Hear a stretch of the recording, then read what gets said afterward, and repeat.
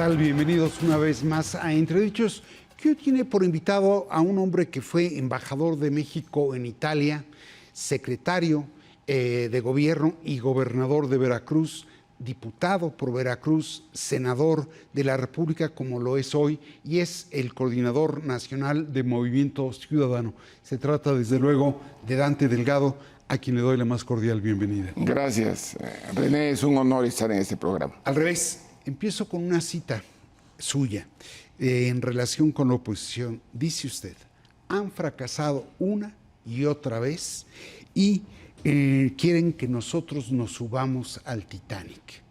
No vamos a ser los violinistas de esa orquesta imaginaria. Así es.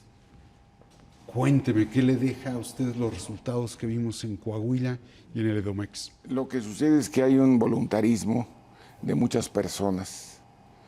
Lamentablemente el presidente de la República, más que ejercer su cargo, es jefe político.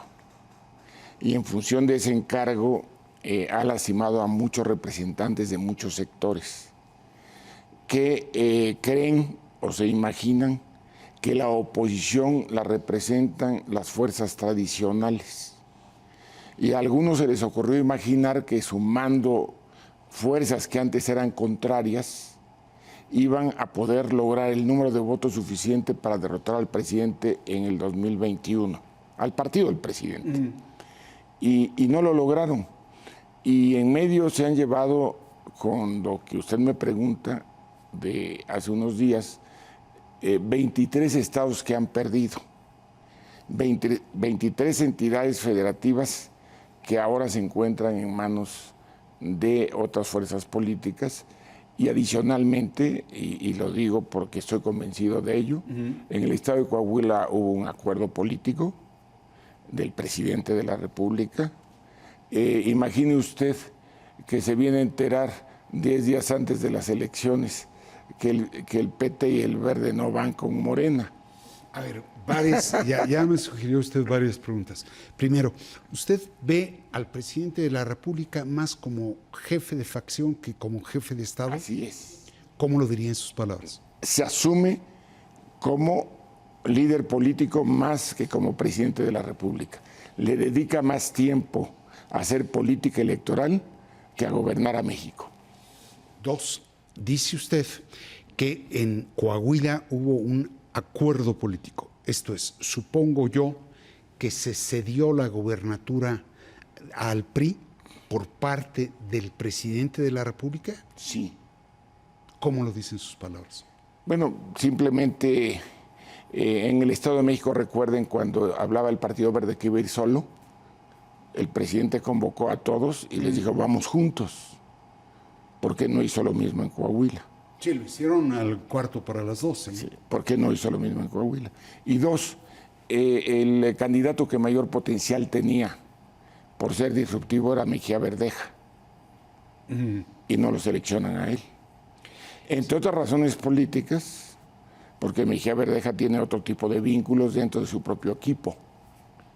Y el presidente de la República está preparando su sucesión presidencial por un lado, y por otra parte está articulando ejercicios de acuerdo político con los grupos que en la Cámara de Diputados manejan desde Coahuila y que han sido solidarios primero en la iniciativa de ley de la Guardia Nacional con una guardia militar y después los que alentaron la promoción de la ampliación del periodo para que la Guardia Nacional pueda seguir siendo militarizada. Claro. Morena dejó morir a Armando Guadiana. No era el candidato, en mi opinión, combativo que se requería. Helio Flores saca una caricatura muy ejemplificativa, donde pone en una pista de tartán 3 carriles, en uno pone a un corredor con el cuerpo completo que dice PRI, en otro pone a un corredor con el dorso que dice Morena y en otro pone las piernas de otro que dice PT, es decir, desde el principio iban separados. Es evidente que la competencia hubiera sido determinante en Coahuila. Usted suele decir que la política no es, que la política va siendo. Así es. Lo ocurrido en Coahuila, lo ocurrido en el Edomex, ¿no modifica la postura de Movimiento Ciudadano? No, no la modifica, por el contrario. Es necesario en este momento llamar a la reflexión de todas las fuerzas políticas, pero sobre todo también de actores relevantes de la sociedad, de las organizaciones que hacen que este país tenga vida y sentido en lo económico, en lo político, en lo social, en lo cultural, en lo educativo. Necesitamos estar más cerca realmente de quienes tienen presencia nacional y regional para construir escenarios diferentes, y no se está haciendo así. Usted está pidiendo un imposible, dijo reflexión. No veo yo ni capacidad de autocrítica ni crítica en los dirigentes políticos, de uno y del otro lado. Bueno, yo puedo decirle a usted que con toda oportunidad nosotros alentamos un proyecto con personalidades de diferentes fuerzas políticas, que es México Colectivo, donde han participado académicos, artistas, empresarios, actores relevantes, ex candidatos presidenciales. Este ejercicio se comprometió en enero a entregar a fines de junio o principios de julio una nueva visión de país. ¿Y eso va a ocurrir? ¿México Colectivo va a entregar esa visión? Claro. Ok. Y ya están trabajando profundamente en ello. Antes de hablar de lo más, de lo inmediato, déjeme recordar algo que usted dijo en la 4ª Convención Nacional de Movimiento Ciudadano, si le parece. Vamos a ver. Lamentablemente, Andrés Manuel no entendió la enorme responsabilidad que recayó en sus hombros.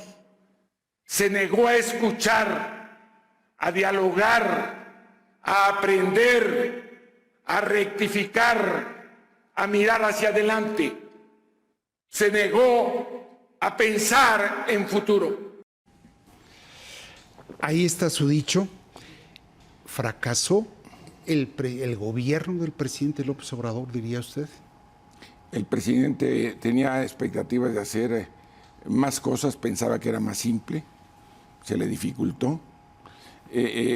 Además, la opinión pública advierte que la popularidad del presidente está fincada esencialmente en los apoyos a adultos mayores, madres solteras, personas con discapacidad y becas a los muchachos.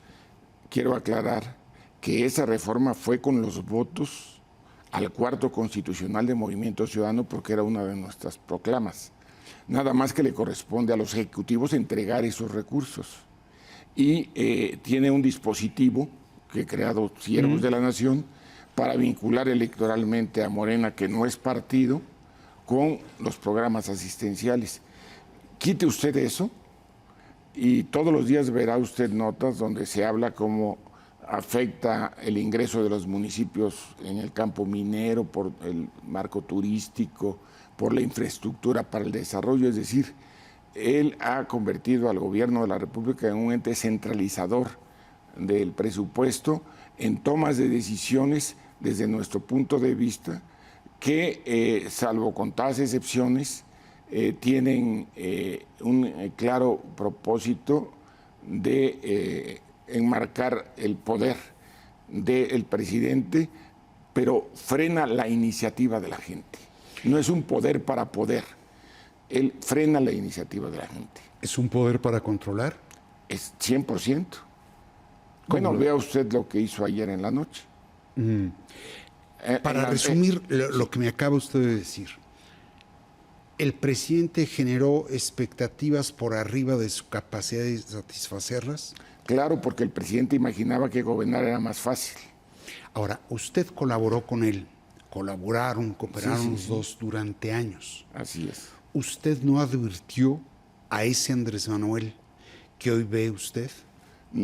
Es diferente porque recuerde usted que él lo marcó mucho el 2006 y después en el 2018 el manejo impropio de la sucesión presidencial que se da en la intervención abusiva del gobierno de la República anterior, usando la Procuraduría General de la República para afectar a un candidato, que en ese caso es Ricardo Anaya, trajo como consecuencia que se disparara la intención de voto para Andrés Manuel, pero también que se disparara la intención de voto en diputados y en senadores de la República. Eso trajo como consecuencia que después de muchos años Andrés Manuel llegara como presidente con un Congreso hegemónico, y esto le impidió estar en contacto con las demás fuerzas, porque él tomó la decisión de cerrarse, lo digo en el mensaje, y solamente hablar con los suyos. En función de ello, el presidente de la República, desde mi punto de vista, entendió que gobernar es hacer lo que se le ocurre a una sola persona y no lo que le conviene al país. ¿Se mareó en el poder? Más que marearse, está, desde mi punto de vista, extraviado. Lo ve extraviado. Ahora, ¿lo ve en capacidad de controlar el juego sucesorio que él mismo precipitó? Bueno, está preocupado, evidentemente que está preocupado.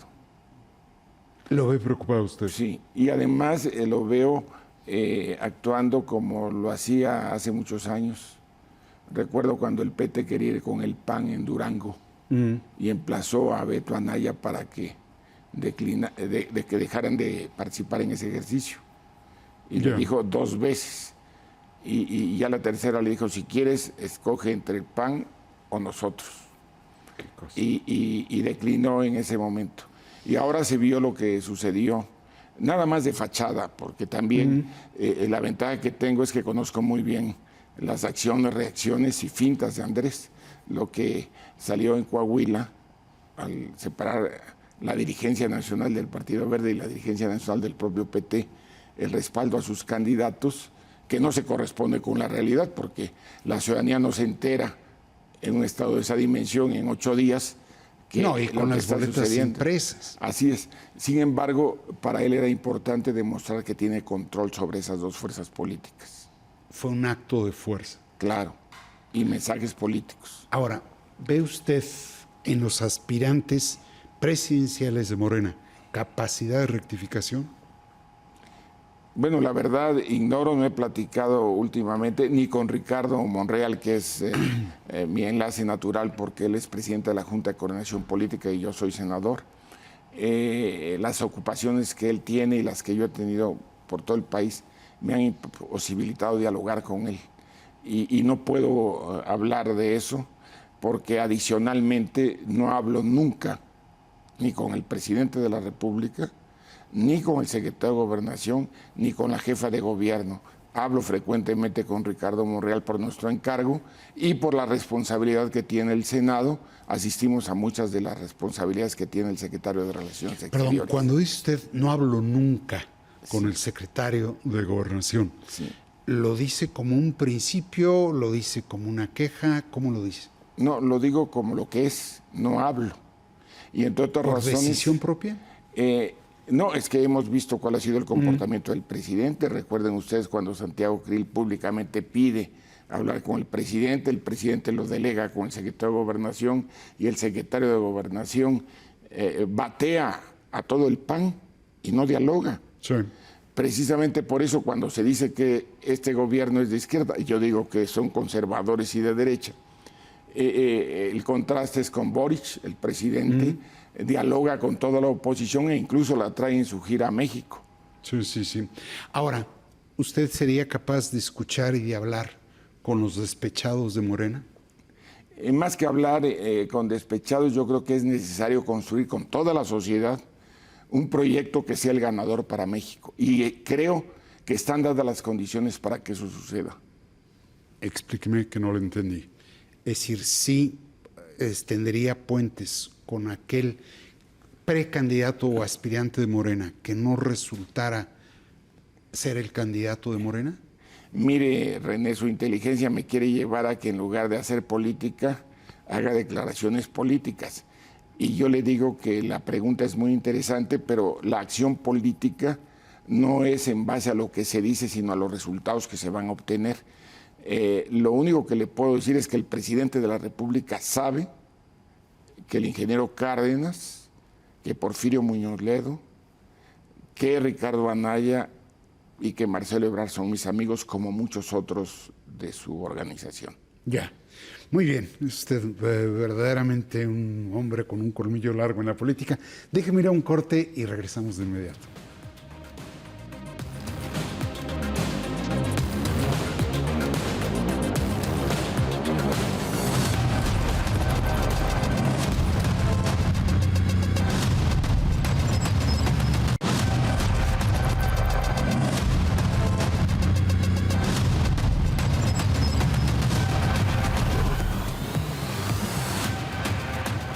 Estamos ya de vuelta con el senador Dante Delgado, quien es a la vez el coordinador nacional de Movimiento Ciudadano.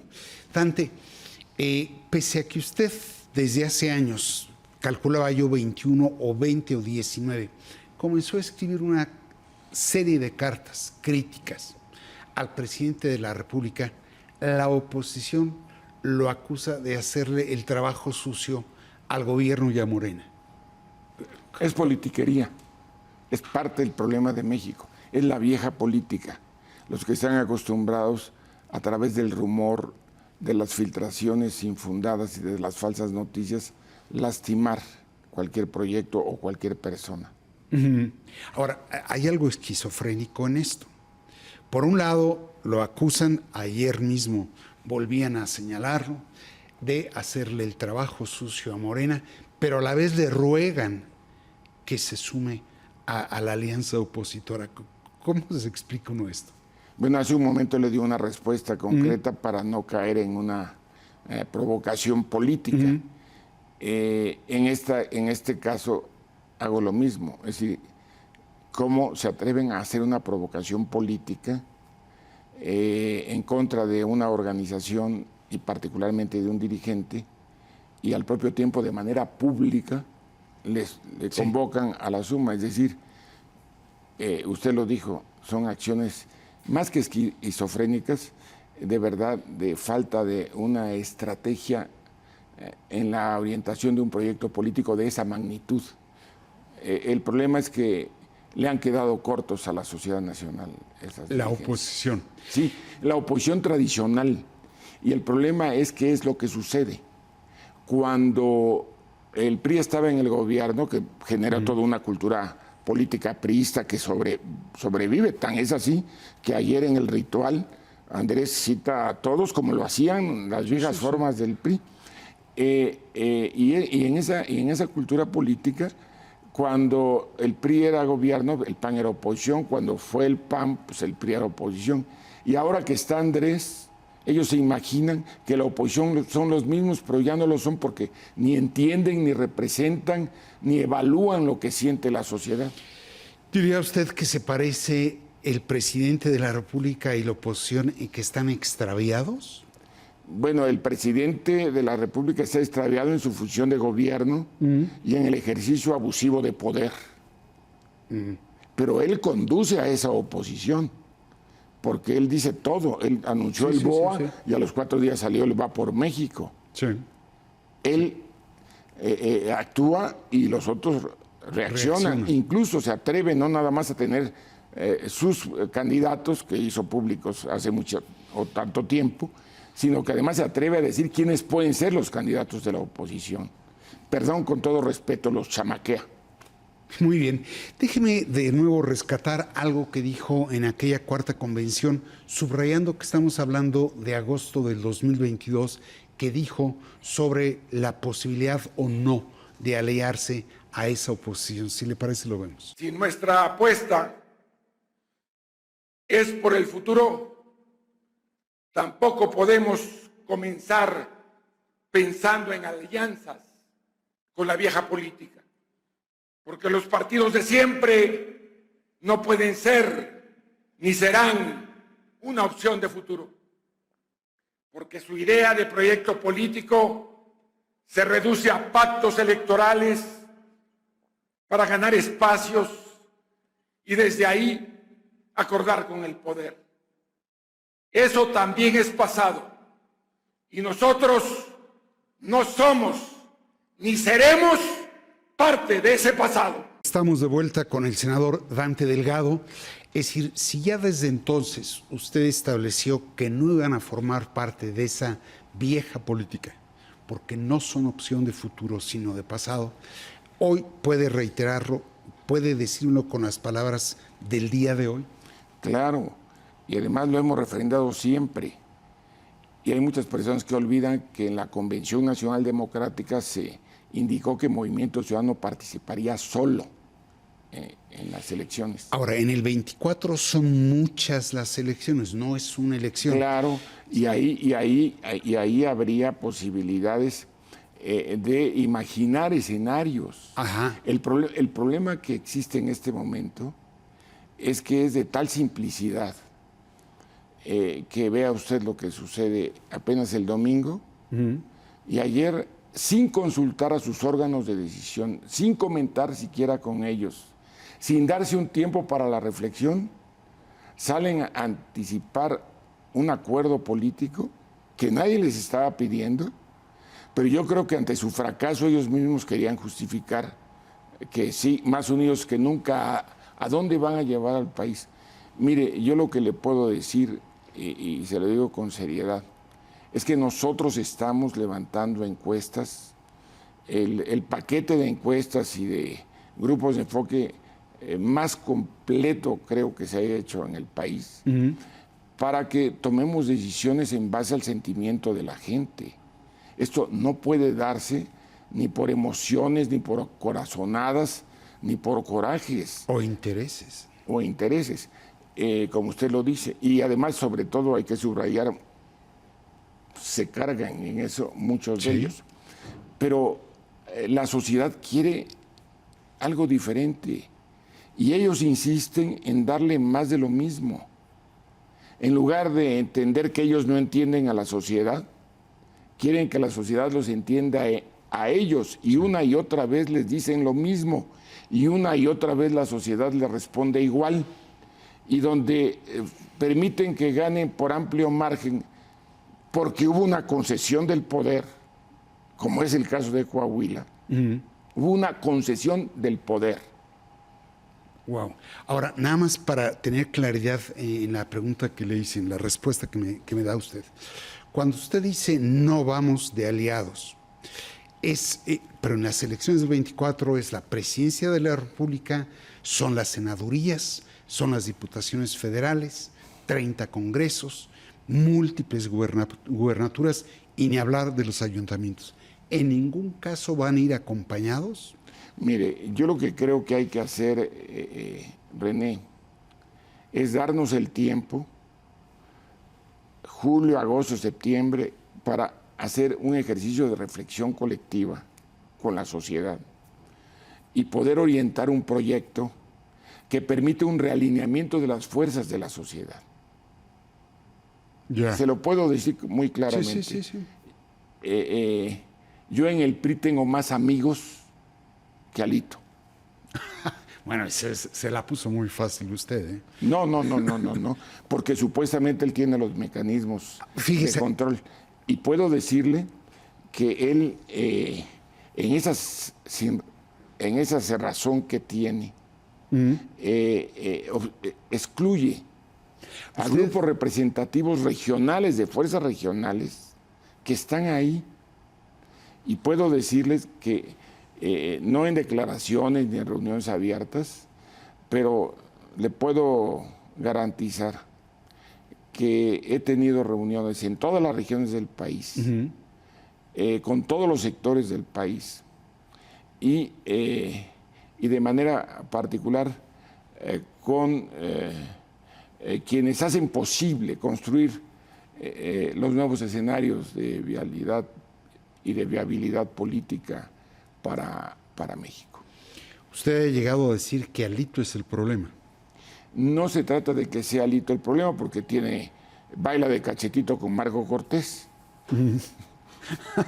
Muy bien. Ahora, justamente vino la pinta que encabezó Chertorivsky, donde ustedes colocan la leyenda con el PRI ni a la esquina. Y con Morena.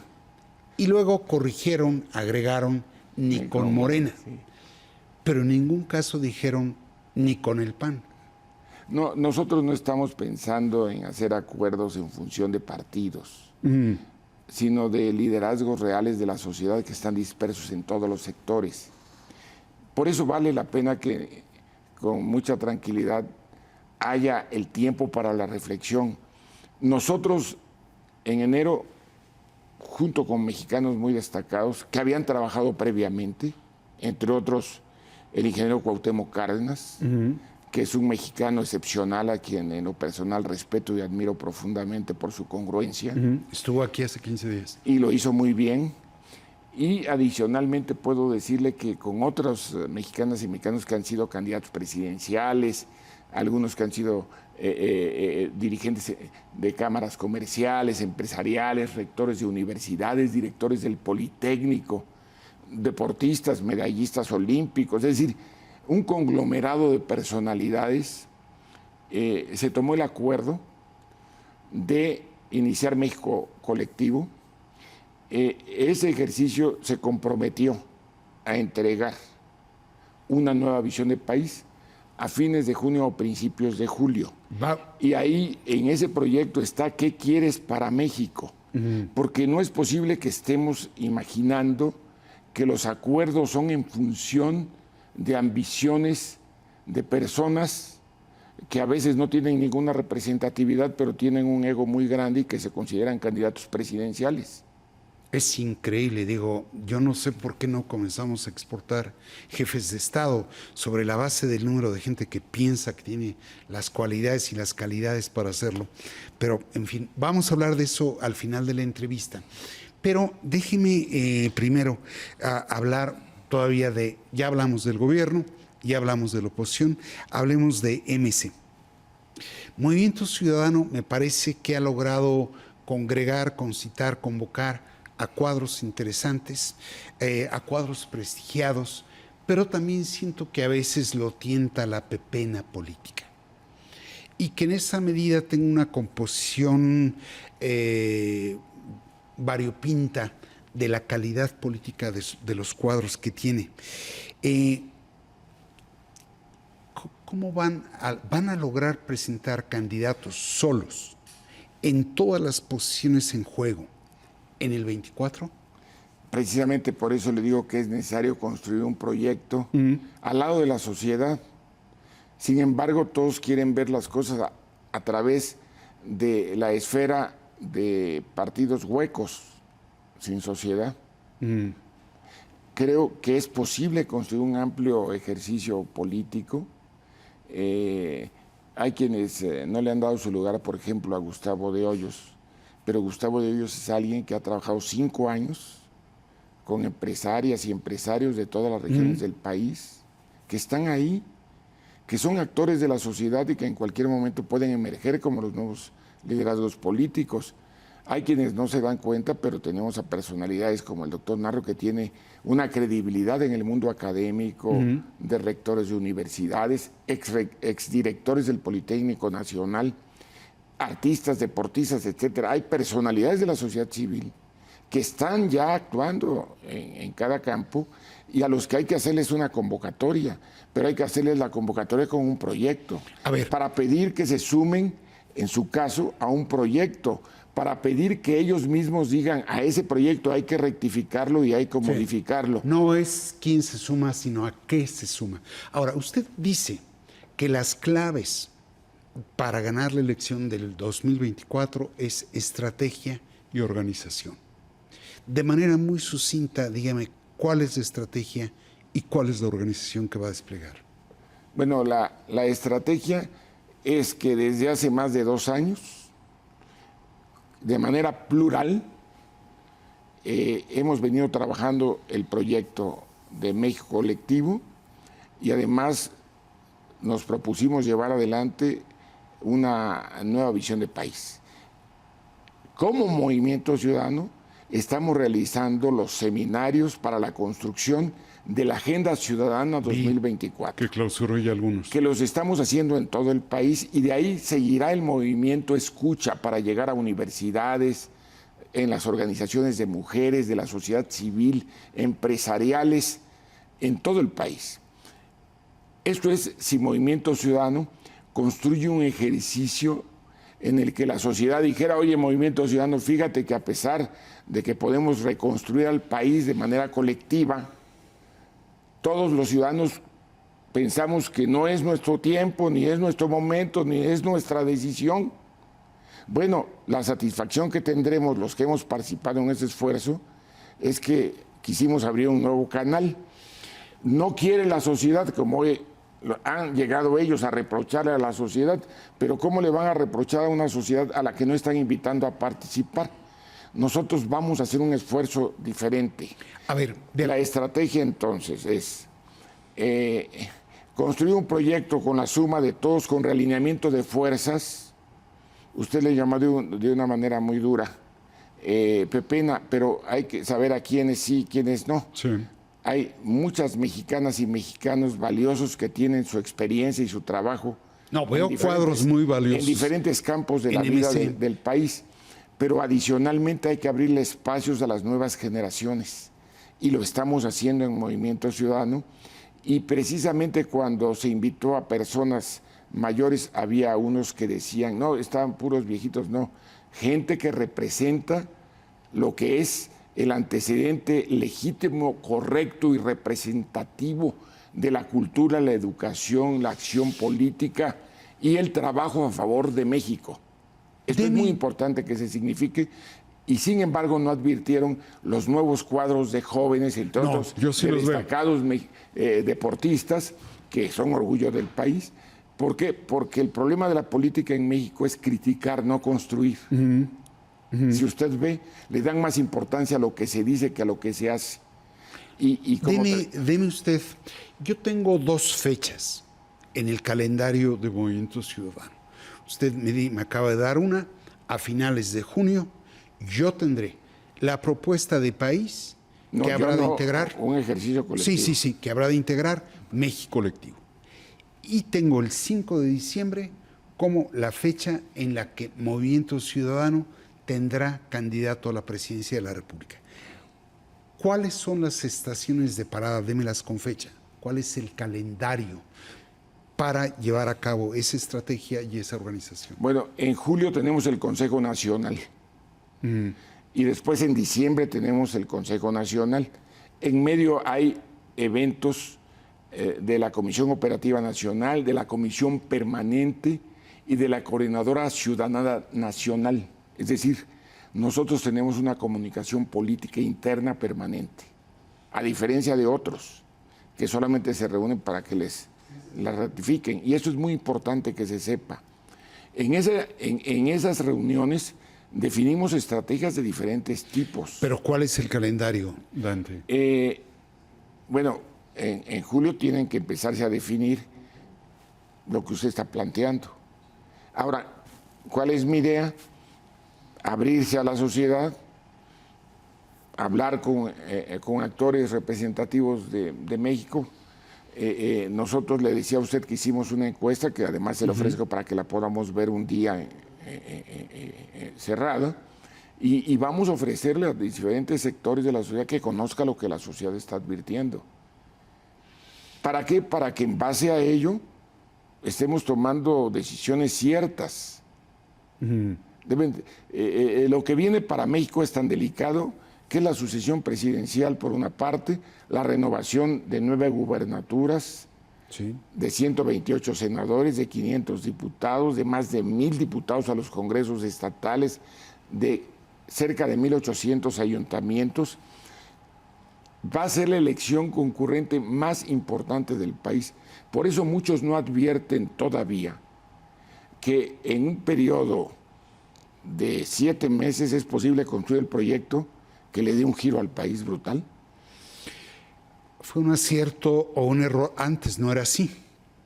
En el propósito de evitar que año con año nos distrajera la cuestión electoral, se agruparon en 2 fechas todas las elecciones. No, en 6.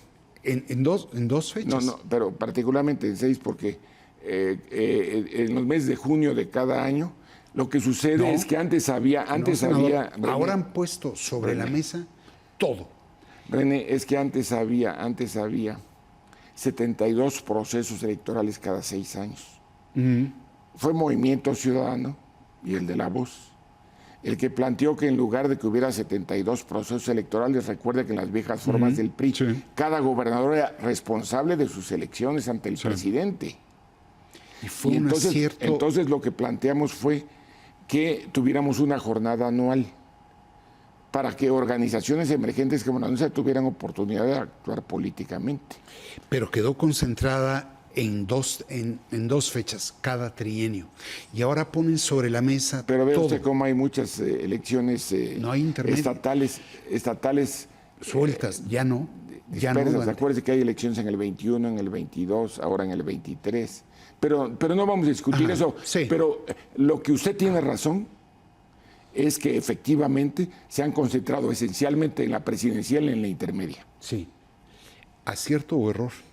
Creo que tiene que todo el sistema electoral mexicano repensarse, pero con la sociedad en su conjunto. Ahora, me llama mucho la atención que usted procura utilizar más la palabra evolución que la palabra revolución. Todos los partidos en México son revolucionarios o regeneradores. Partido Revolucionario Institucional, de la Revolución Democrática, de Regeneración Nacional. Y usted procura ya no utilizar la palabra revolución, sino la palabra evolución, y se ubica como la tercera vía. Es correcto. Defíname muy brevemente qué es la tercera vía que propone Movimiento Ciudadano. Nosotros estamos advirtiendo que hay dos polos, como toda la sociedad lo ve. El de Morena con el PT y el Verde, y el de los partidos tradicionales. Y en medio, en el sistema electoral mexicano, solamente queda Movimiento Ciudadano. Somos esa opción porque las condiciones políticas lo presentan. Y adicionalmente puedo decirle que la evolución mexicana fue un concepto que parte de un ejercicio interno. En ello ha trabajado mucho la senadora Verónica Delgadillo y se metió tiempo, se definió además con capítulos. Valdría la pena que algún día la invite, porque la evolución mexicana es el propósito de llevar adelante las causas de la sociedad. Y en ese ejercicio la evolución te permite ir actualizando los ejercicios, no quedarte anclado en el pasado y siempre tener visión de futuro. Ahora, la tercera vía, pues el padre de la tercera vía fue Anthony Giddens. ¿Fracasó? Bueno, lo que sucede es que cuando se lleva adelante con Tony fracasó, Blair, y le diría hoy que el centro pero pareciera algo despreciable según la óptica de un extremo o del otro. Sí, nosotros somos progresistas, en ese sentido que no haya duda, somos una tercera opción. Pero nosotros somos un movimiento progresista, somos socialdemócratas, buscamos el estado de bienestar, estamos del lado de los grupos vulnerables, pero al propio tiempo respaldamos con políticas públicas creativas e imaginativas al aparato productivo, a los emprendedores, que México requiere darle las facilidades en financiamiento, en supervisiones y en atenciones y respaldo laboral, económico, de relación internacional, para que generen mejores ingresos para quienes ya tienen trabajo y oportunidades de nuevos empleos para quienes no lo tienen. Nuestra posición es clara. Por eso nos identificamos tanto con el ingeniero Cuauhtémoc Cárdenas. Recuerde que él hizo democracia progresista, e incluso al amparo de su libro, es por lo que se tomó la decisión, a propuesta de un hombre muy talentoso, como lo es el doctor Diego Valadez, que realizáramos el ejercicio de construcción de un proyecto con una nueva visión de país. Y además fue el propio doctor Diego Valadez quien propuso que el documento, que fue producto del ejercicio de 2 años, fuera punto de partida. Ya. Ahora, cuando usted me dice, tienen ustedes varios cuadros, ha saludado de su propio partido que los ha saludado usted por postularse como aspirantes. El gobernador de Jalisco, el gobernador de Nuevo León, el alcalde de Monterrey. El coordinador del grupo parlamentario de Movimiento en la Cámara de Diputados, Jorge Álvarez Maínez, la senadora Patricia Mercado, la diputada Ivonne Ortega, es decir, Movimiento Ciudadano tiene cuadros. Así es, pero usted me dice que no se cierran a la sociedad. De la sociedad, ¿cuáles me podría mencionar? Así como mencionó cuadros. En este momento yo creo que no se dan las condiciones para imaginar una candidatura improvisada producto de un programa, porque se requiere que haya ánimo y voluntad. El único que ha dicho que quiere ser lo de la sociedad civil es Gustavo. Ya. Es el único, no quiere decir que nosotros le demos el respaldo o no. Reconocemos su empeño, su compromiso y el que haya trabajado con cuadros en todo el país. Ya. Ahora, para cerrar la entrevista, ¿cuál sería el método de selección de ustedes? Desde luego el consenso. El consenso. Claro. Ni la encuesta, ni la primaria, ni los debates, ni la pasarela. El consenso. ¿Cómo lo van a construir? Creo que es necesario en la vida interna de Movimiento Ciudadano tenemos los mecanismos para construirlo. Pero también si queremos abrirnos más a la sociedad, le decía yo a usted que tenemos que llevar a mecanismos de reflexión en julio, agosto, septiembre, octubre, y si es necesario invitar a actores de la sociedad muy representativos de diferentes regiones, jóvenes, mujeres, empresarios, deportistas, actores políticos, intelectuales, académicos, a hacer una reflexión colectiva. Muy bien, en ese listado de posibles aspirantes, ¿lo debo de anotar a usted? La verdad, como estoy construyendo un proyecto, para mí lo importante es construir ese proyecto y que sea exitoso. Sin embargo, Movimiento Ciudadano no se va a quedar sin candidato y de ser necesario, cuenta conmigo. Lo puedo anotar. Claro, pero como última instancia. Como última instancia. No como un ejercicio desenfrenado de buscar popularidad ni de andar recorriendo estaciones de radio para decir que soy candidato. Ok. Sí. En menos de un minuto, aquella es su cámara. Dígale al auditorio del Financiero por qué debe de ver a Movimiento Ciudadano y al Coordinador Nacional de Movimiento Ciudadano. Bueno, Movimiento Ciudadano es una opción que se ha venido construyendo y la fortaleza está en cuadros de valía, de energía, de visión y de futuro, como Samuel García, como Luis Donaldo Colosio, como Enrique Alfaro, como Pablo Lemus, como Clemente Castañeda, como Jorge Álvarez Maínez, como Salomón Cheptoriski, como Patricia Mercado, como Ivonne Ortega, como Amalia García, como Patricia. Puedo decirles a ustedes que esa nueva generación de actores en la vida pública de México está articulada con la experiencia de quienes ya han tenido trabajo a favor de México. Por eso la vieja política debe ser desterrada para construir con una visión de futuro y de grandeza una nueva visión de país, una visión de futuro. Muy bien. Pues le agradezco mucho, senador, me da gusto tenerlo aquí. Gracias. Como desde luego, le agradezco a los seguidores de El Financiero Televisión el hecho de acompañarnos aquí en Entredichos.